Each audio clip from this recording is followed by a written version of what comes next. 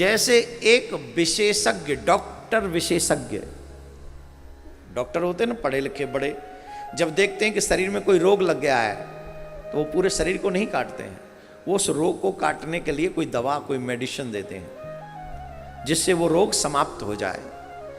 जैसे चतुर्वैद्य दवा देकर रोग को समाप्त कर देता है, वैसे ही श्रेष्ठ व्यक्ति मरने से पूर्व अपने सभी कर्मों का प्रायश्चित करके अपने पापों को इसी जन्म में नष्ट करके जाता है, जिससे और किसी और योनि में न जाना पड़े।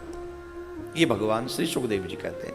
परीक्षित ने पूछा, भगवान मनुष्य, या कई प्रकार की बातें होती हैं, मन में भय रहता है कि अगर हम ये पाप करेंगे तो राजा हमें दंड देगा, अगर हम ये पाप करेंगे तो इस समाज हमको ये दंड देगा, और पुराणोक्त अगर हम राजा के दंड से बच गए, हम समाज के दंड से बच गए, तो पुराण युक्त जो हमारे शास्त्रों के अनुसार जो दंड है, नरकों का विधान है, उससे तो व्यक्ति कभी नहीं बच सकता, क्योंकि दुनिया से बच सकते हो, छिप सकते हो, भगवान से नहीं बच सकते।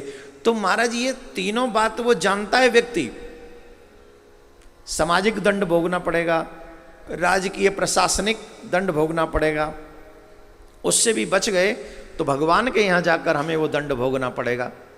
ये सब जानने के बावजूद भी मन के द्वारा विवश व्यक्ति, ये जानते हुए भी कि ये दंडनीय अपराध है, ये पाप है, व्यक्ति अपने मन के वशीभूत होकर वही पाप बार बार करता है, वही पाप बार बार करता है। इतना ही नहीं महाराज, कई बार तो ये होता है कि हमने ये पाप किया, हमें ये बात समझ में आ गई और हमने उस पाप का प्रायश्चित भी किया, शास्त्रों में बता दिए प्रायश्चित कर लो, हमने वो प्रायश्चित भी किया, प्रायश्चित करने के बाद फिर वही पाप किया।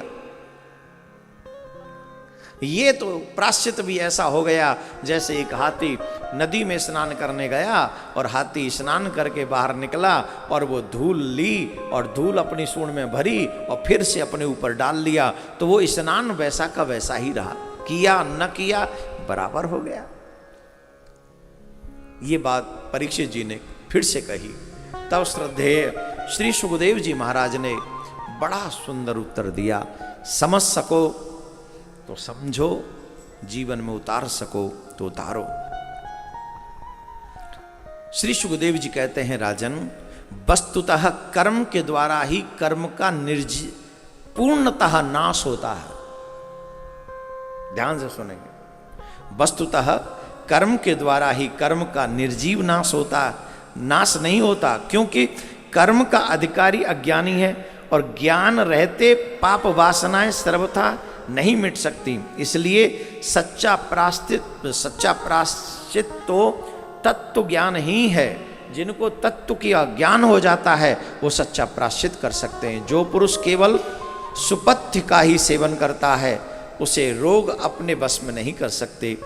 वैसे ही परीक्षित, जो पुरुष नियमों का पालन करता है धीरे धीरे पाप वासनाओं से मुक्त होकर कल्याणप्रद तत्व ज्ञान को प्राप्त करने में समर्थ होता है। जैसे बांसों के जंगल में थोड़ी सी भी आग लग जाए, बांसों के जंगल में थोड़ी सी भी आग लग जाए तो वो पूरे जंगल को जला के राख कर देती है।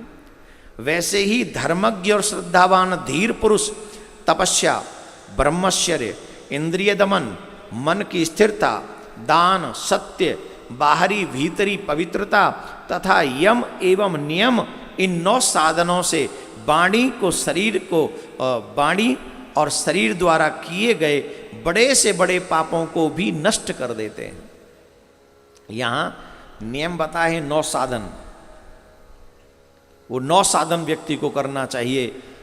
ब्रह्मचर्य का पालन करे, अपनी इंद्रियों का दमन करे, मन पर विजय प्राप्त करे, दान करे, सत्य बोले, बाहरी भीतरी पवित्रता, यम एवं नियम उनका पालन करे।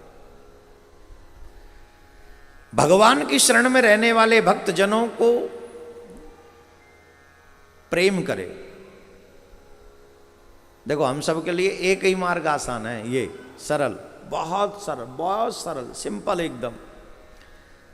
भगवान की शरण में रहने वाले भक्त जो बिरले ही होते हैं, केवल भक्ति के द्वारा अपने सारे पापों को नष्ट कर देते हैं, उन्हें भस्म कर देते हैं। जैसे सूर्य के उदय होने पर कोहरा, धुंध अपने आप समाप्त हो जाती है, वैसे ही जब जीव के हृदय में भगवत भक्ति जागृत होती है तो उसके हृदय में या उसके जीवन में वाणी से, कर्म से अथवा शरीर से किए हुए पाप स्वतः ही नष्ट हो जाते। बोलो राधे राधे।